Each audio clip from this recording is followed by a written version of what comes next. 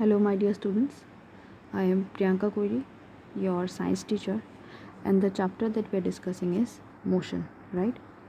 So, what we have learned in the previous class is that we discussed about rate of change in velocity, that is your acceleration.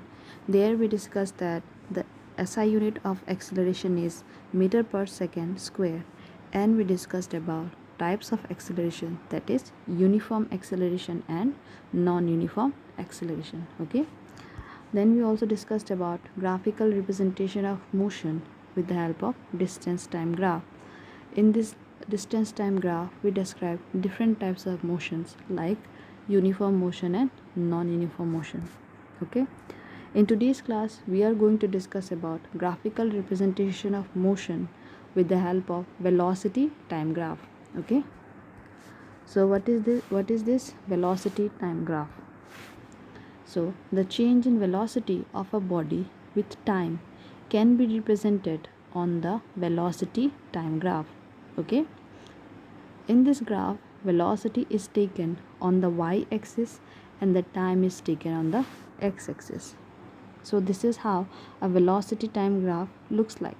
Okay, so on the y-axis we have velocity and on the x-axis we have time. Okay, so we can represent change in velocity, how a velocity of a body changes with time can be represented on this velocity time graph. Okay, now let us see a velocity time graph in case of uniform velocity. Uniform velocity means when the velocity doesn't change. Okay, suppose a car is moving at a uniform velocity. Suppose that means when a car is moving at a uniform velocity of 20 km per hour. Suppose a car is moving in a constant speed. Okay, so what will happen in this case of velocity time graph? Okay, if a body moves with uniform velocity, the graph will be a straight line parallel to the x-axis. This is because the velocity does not change with time. So in case of uniform velocity, we are going to get a straight line which is parallel to x-axis. Okay, the area enclosed by the velocity time graph and the time axis will be equal to the magnitude of the displacement. Okay, so what does the second statement mean? I will explain. So this is what velocity time graph for uniform velocity or for uniform speed looks like. You can see the blue line is parallel to the time axis. Okay, now let us try to calculate the distance traveled by a object. Okay, so from the velocity time graph we can find the displacement, magnitude of displacement or distance traveled by the object in that time period. Okay, now to determine the distance traveled by the body between the points A and B with velocity 40 km per hour.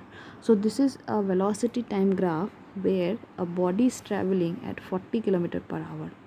Okay, so we want to find what is the distance. Okay, what is the distance covered by that body from point A to B. Okay, so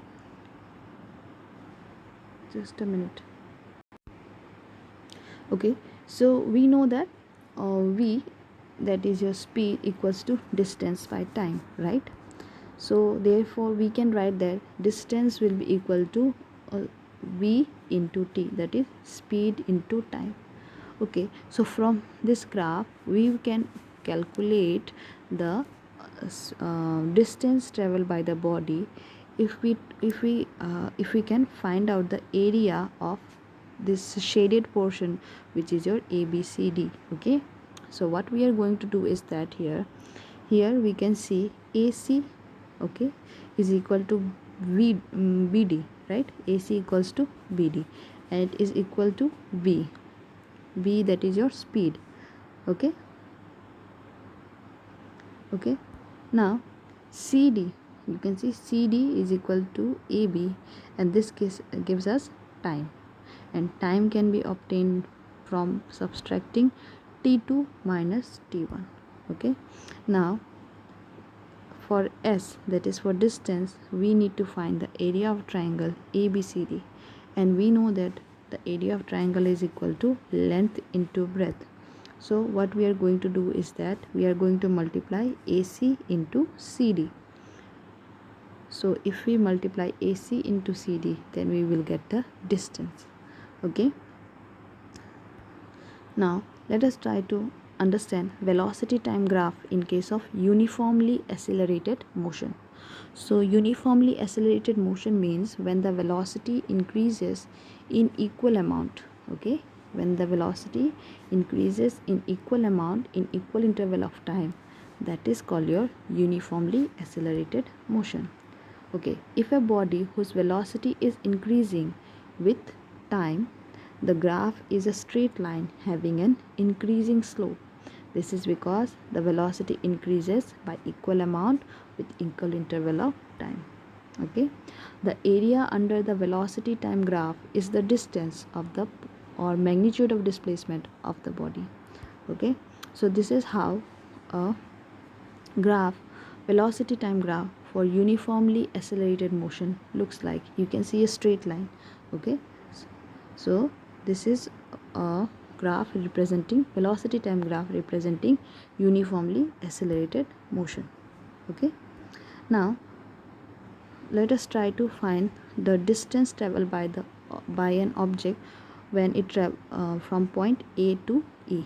Okay, so this is a graph for uniformly accelerated motion.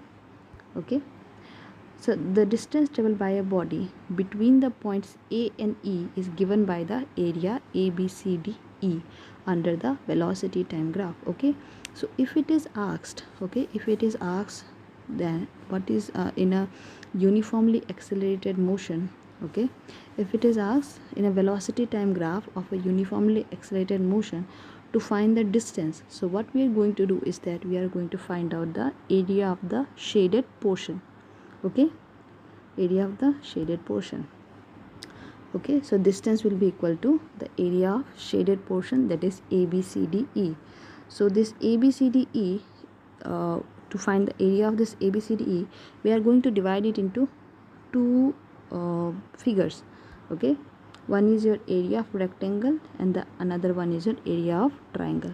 You can see the area of rectangle is ABCD and area of triangle is ADE. Okay, so combining these two we will find out the area of ABCDE, and when we find out the area, this is your distance traveled by the object from A to E. Okay, so for area of rectangle the formula is length into breadth, and for area of triangle it is half into base into height. Okay,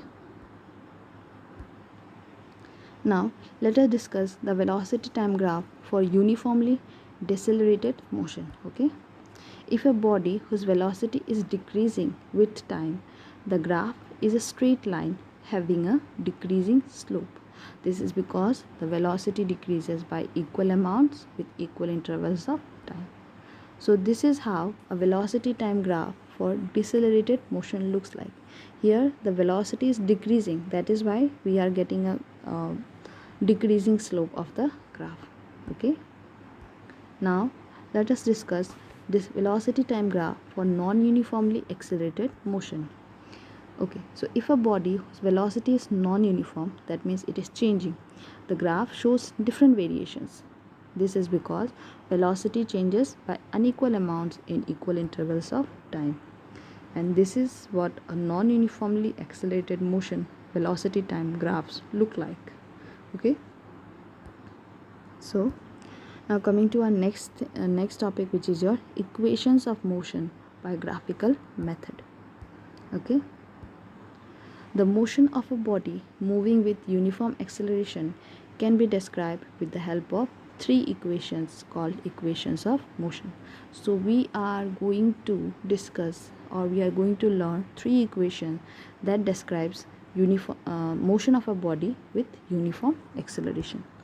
The equations of motions are, number one is your v is equal to u plus at. You have to remember all these three equations. This is very important. Okay, the second one is s equals to ut plus half at square, and the next one is your twice as equals to v square minus u square.